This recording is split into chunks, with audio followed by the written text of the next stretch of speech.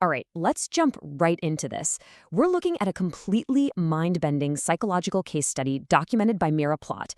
It explores the bizarre intersection of metafiction, psychological conditioning, and real-life paranoia. Today's explainer is going to break down a wildly unique scenario where the lines between who we are and the stories we are forced to live completely blur. So, have you ever felt like a supporting character in your own life? Like literally?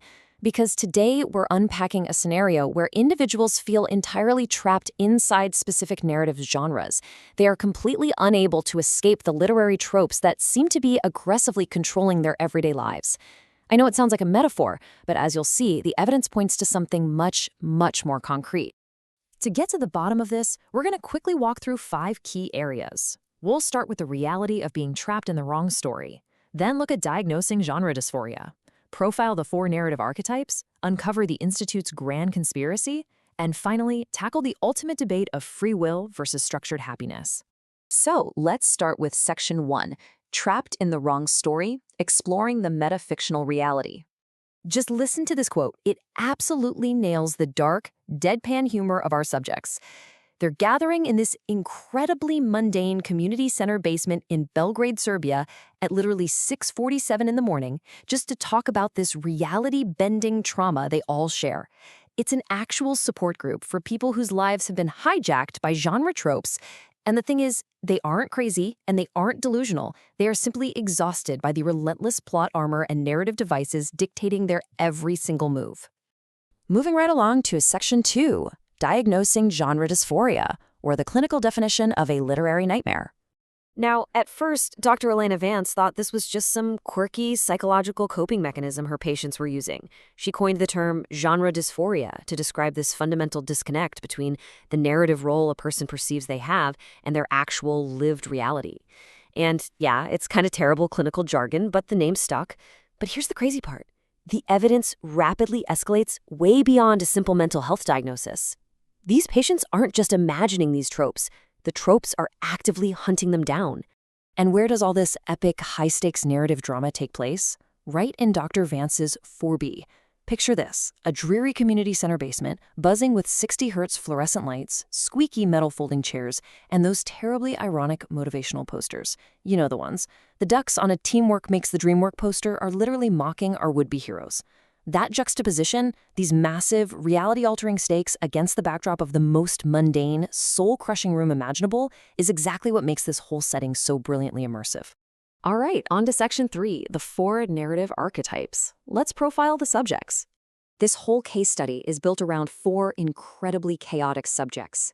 You've got Liam, an accountant, who is just being ruthlessly pursued by romantic comedy tropes. Then there's Brenda, an HR professional trapped in a sitcom. She literally can't have a serious moment without physical comedy ruining it.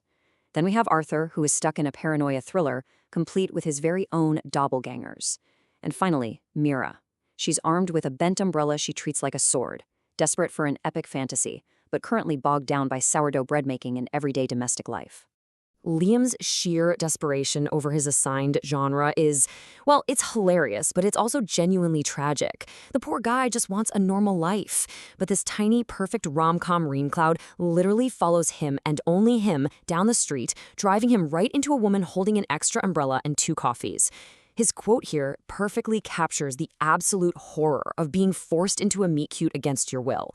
I mean, he ends up accidentally getting engaged to a total stranger in a bank because of a dropped ring. Before he knows it, he's eating her grandmother's lasagna and a wedding data set. The narrative aggression is just relentless.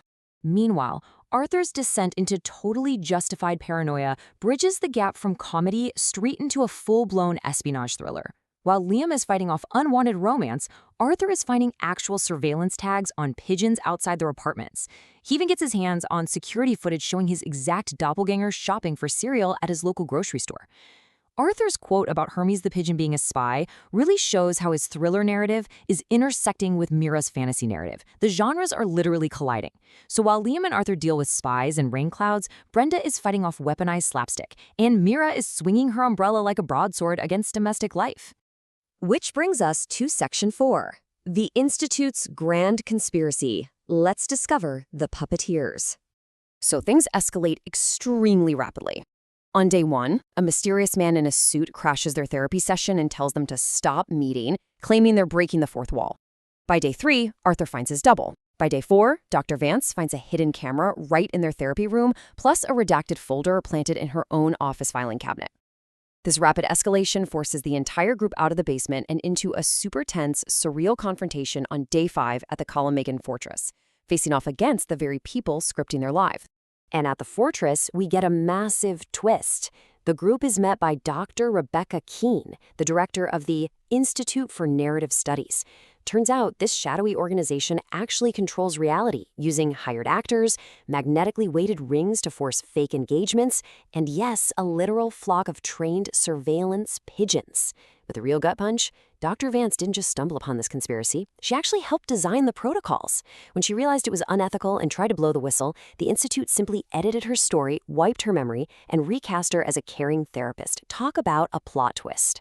The Institute's methodology is terrifyingly systematic. Step 1, identify the psychological profile. Step 2, embed the subject into a calculated narrative framework. Step 3, heavily manufacture absurd coincidences to force character development, like Brenda perfectly launching coffee onto a stranger right when she's trying to have a serious talk about her dying mother.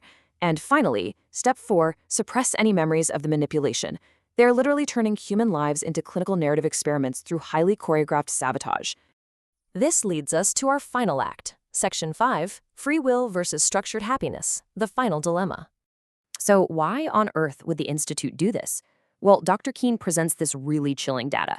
Look at this comparison of life satisfaction scores. The control group, people living normal, unstructured, chaotic lives, scored a measly 45. But the experimental group, the people forced into manipulated narrative structures, they scored a massive 92. People living inside stories are measurably happier, even when they're actively struggling against the plot. And honestly, the antagonist actually makes a really compelling, albeit terrifying point here about the human condition. Dr. Keene argues, struggle with structure is better than meaninglessness without it. We've given you all purpose. She genuinely believes that giving someone a plotline, even if it's a stressful paranoia thriller or a really annoying sitcom, provides a framework of meaning that the chaos of normal life simply lacks. So, Dr. Vance and her group are faced with an impossible choice. Option A, Dr. Vance can return to the Institute, get her memories restored, and embrace the fact that she's a brilliant scientist running a highly successful happiness-inducing experiment. Or, Option B, she can stay with her support group, fight the conditioning, and claim messy, unstructured free will. And that's it. We're left dangling right on the precipice of Act 3. As we wrap up this explainer, I really want to leave you with this provocative thought. Are we happier living in a cage as long as the cage is a really good story? It definitely challenges how you view the so-called coincidences in your own life narrative. The next time you experience an absurd string of bad luck, or maybe a serendipitous meeting that feels straight out of a movie, ask yourself, are you the author of your own story or just a character playing your part? Thanks so much for exploring this wild case study with me today.